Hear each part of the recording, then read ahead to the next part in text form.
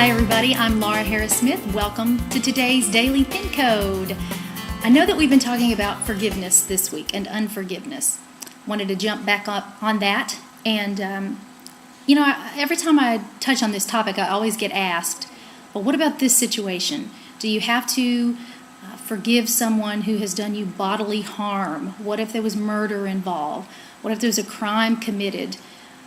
It's tricky because Jesus said when asked that we do have to forgive, not 7 times, but 70 times 7. So I always get asked, well, what are the boundaries of that?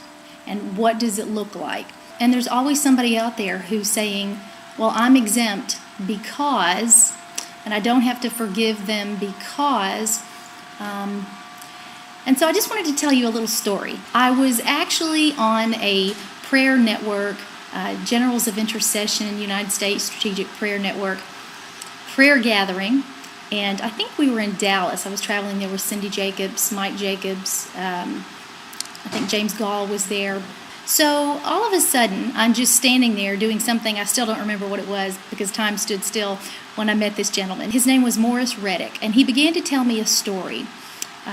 His daughter, his only daughter, came home one day and said, Dad, I'm in love, want to get married, and he and his wife were hesitant. She was their only child, but he could see that she was happy, and so he gave his consent.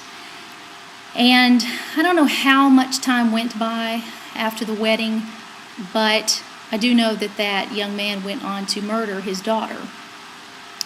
And it was, like I said, their only child. It was a devastation to this family. And he was at home one night, I believe it was on Christmas Eve, and he was mourning, this thought. He told the Lord, Lord, we're childless, we have gray hair, we're too old to have another child.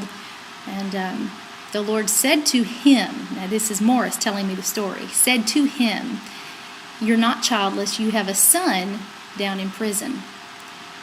And he said, Lord, that man is not my son, that man killed my daughter. And he said, no. He's your son. When he married your daughter, he became your son-in-law. So, Morris then goes down to the jail. The rest of the story is the young man gets saved. Wow. Finds God, and Morris goes and visits with him.